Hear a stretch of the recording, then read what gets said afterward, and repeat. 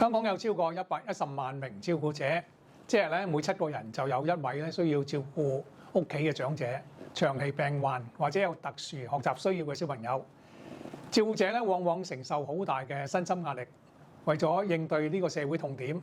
港交所慈善基金推出咗為期3年嘅照顧者關懷計劃，預計咧可以幫到超過5萬名照顧者。等我同大家講講3大重點。第一，社區層面全方位支援照顧者，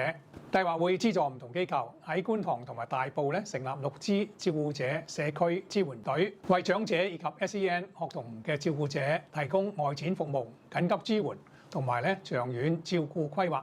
同時設立照顧者關懷站，方便市民隨時得到幫助。另外會為至少300戶高風險嘅長者屋企安裝智能意外偵測系統，實現即時偵察、早期介入、迅速協助，減低意外風險。仲會擴展一站式嘅照顧者易達平台，令到照顧者更加容易揾到資源同埋朋友支援。第二，企業層面建立照顧者友善職場，好多在職照顧者又要返工又要照顧屋企人，身心壓力非常之大，甚至被迫辭職照顧家人。計劃會支援100間企業，推動建立照顧者友善嘅職場文化，包括提升企業對在職照顧者需求嘅認識，提供合適服務同埋情緒支援等，仲會推動約章簽署同埋嘉許計劃，鼓勵更多企業係參與嘅。第三，政策同埋文化層面建立長遠嘅支援，呢個係長期目標。今次計劃將會積極連結政府、商界同埋非牟利機構，推動跨界合作，亦都會透過研究同埋數據分析，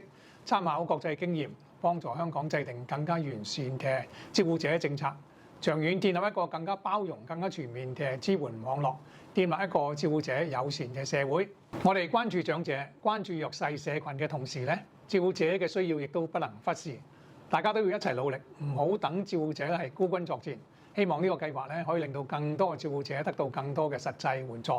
請大家留言、讚好、轉發同埋分享，多謝各位。